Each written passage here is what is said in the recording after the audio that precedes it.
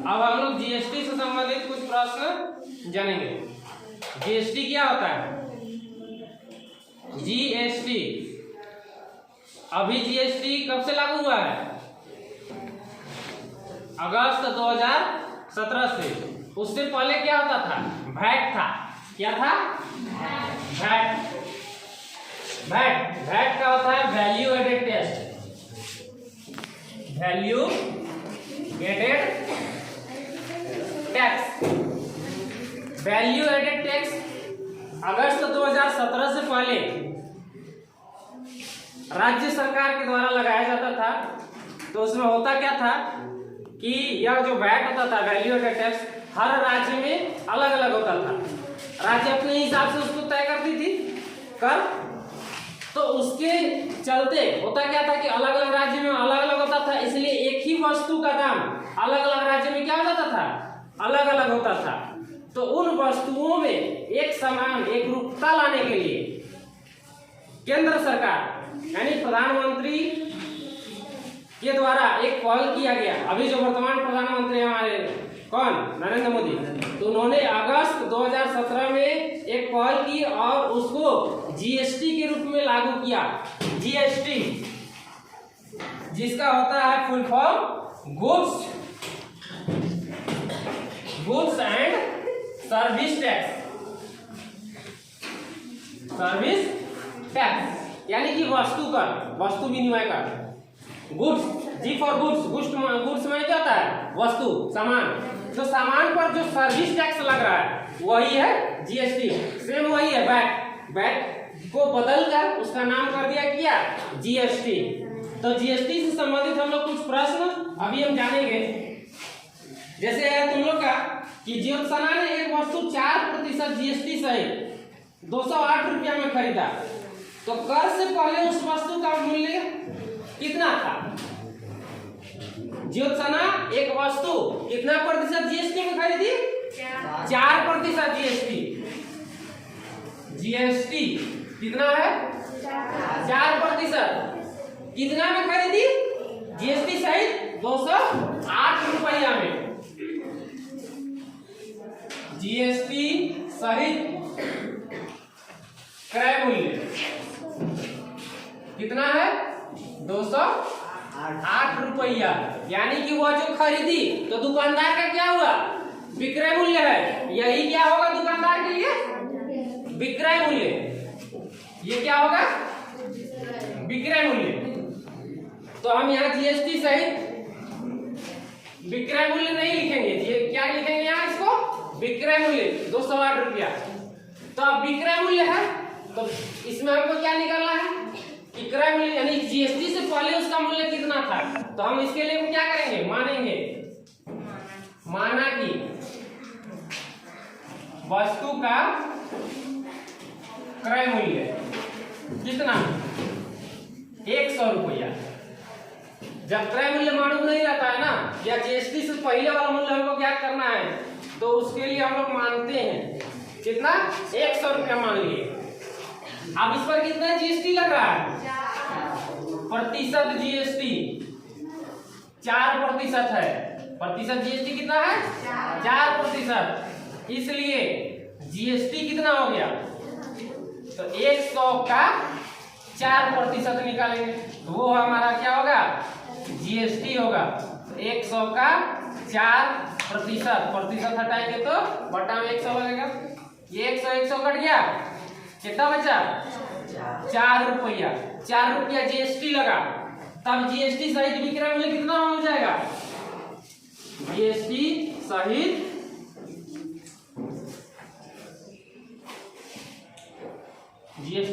मूल्य लिखो। मूल्य तो 100 पहले था और जीएसटी 4 रुपया लगा, तो कितना हो गया? 104 रुपया। अब तब लिखेगा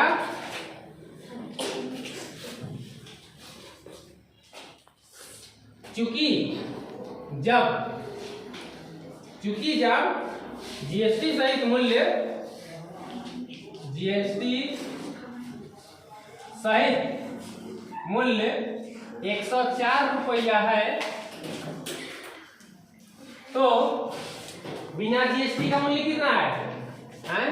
तो उसका अंकित मूल्य कहो, अंकित मूल्य कितना? 100 रुपया है। 100 रुपया माने है ना। इसलिए जब जीएसटी सहित मूल्य 1 रुपया है तब उसका अंकित मूल्य कितना है? 100 बटा 104 रुपया। इसलिए जब जीएसटी सहित मूल्य कितना है? 208 रुपया है, 208 रुपया है, तब अंकित मूल्य कितना? तो 100 बटा 104 गुना 208। अब यहाँ पर इसको क्या करो, काट दो। तो 104 दूनी कितना होता है? 208। 2 बार में कटा तो 2 गुना 100 यानी 100 गुना 2 तो 100 दूनी 200 रुपया। यानी कि उस वस्तु का मूल्य जीएसटी से पहले कितना था? जीएसटी लगने से पहले 200 रुपया था। समझ में आया? लिखो। कहता है प्राची ने मेडिकल स्टोर से दवा खरीदा और इसके लिए 6% जीएसटी सहित 212 रुपये की धनराशि भुगतान की। तो जीएसटी लगने से पहले उसका मूल्य ज्ञात कीजिए। जीएसटी कितना प्रतिशत है? प्रतिशत जीएसटी 6% है। और कितना मूल्य अदा की? जीएसटी सहित मूल्य कितना है? 212 रुपया। जीएसटी सहित मूल्य कितना अदा की? 212 रुपया।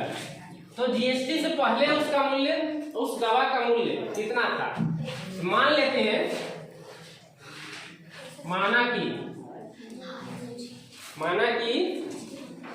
दवा खरीदी, माना कि दवा का क्रय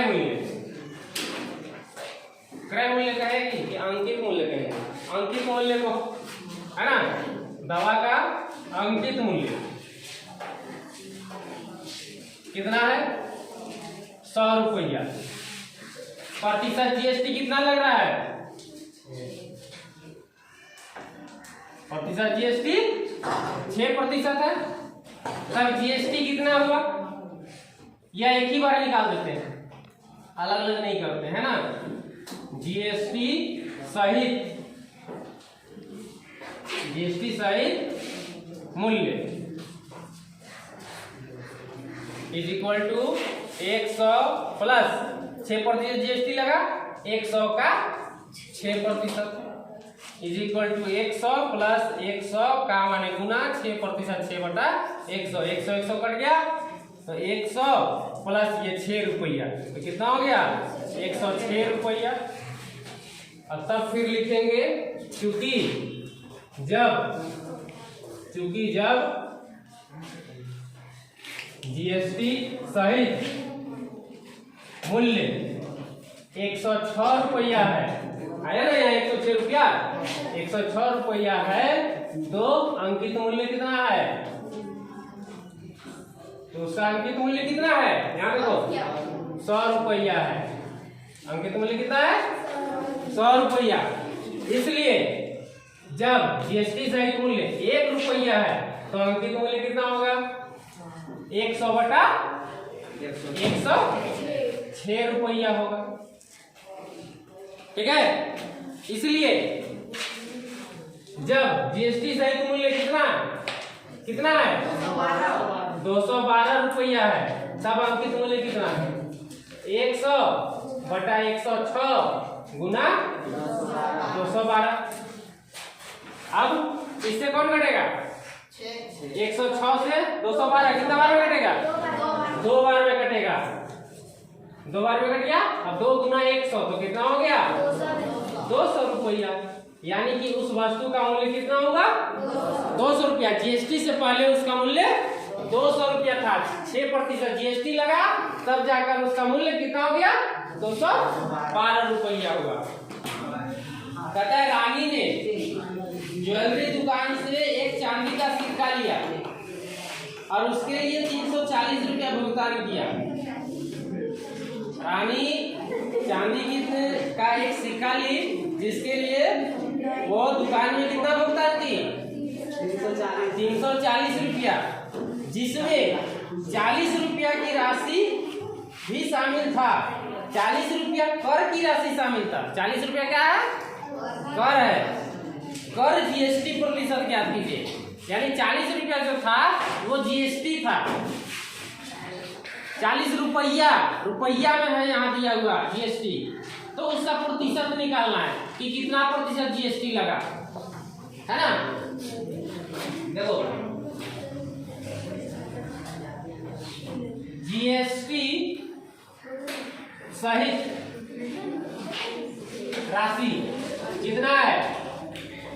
जीएसटी सहित राशि भुगतान कितना की? 340 रुपया। 340 रुपया, जिसमें जीएसटी कितना है? 40। जीएसटी है 40 रुपया। जीएसटी कितना है? 40 रुपया। तो वस्तु का अंकित मूल्य कितना हो जाएगा? अंकित मूल्य या जीएसटी रहित मूल्य।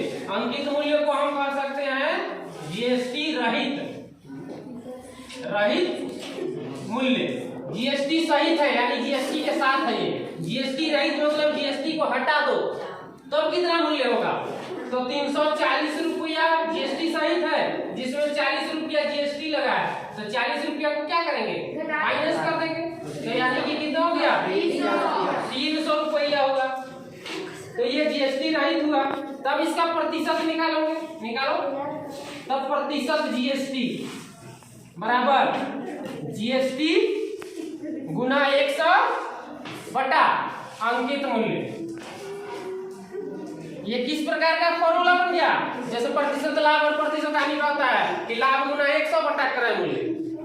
तो लाभ के जगह जीएसटी का प्रतिशत निकाला, इसलिए जीएसटी गुना 100 बटा प्रारंभिक मूल्य, ये अंकित मूल्य। तो जीएसटी हमारा कितना है? 40 रुपया। तो 40 गुना 100 बटा अंकित मूल्य कितना है? 300। ये 2 0 कट गया। 40 बटा 3, 40 बटा 3 से 40 को भाग दे दो, कितना आएगा? 3 से 40 को भाग दे दो, कितना बार भाग जाएगा? 2 बार भाग जाएगा। तो 3 से 40 को भाग दो तो 3 एका 3, 1 बचा 0 होता है, 10 हुआ। 3 दिया 9, 1 बच गया, 1 बच गया ना। अब यहाँ दशमलव लगा दो और यहाँ 0 लगाओ, फिर 3 बचा जाएगा। 3 दिया 9, 1 फिर 0 लगाओ, 3 दिया 9। तो 13 रुपया 33 पैसा। या नहीं कि यहाँ 1 बचा था तो हम इसको लिख सकते थे 13.1 बटा 3%, या लिखेंगे 13.33%। या नहीं तो हम क्या लिख सकते थे?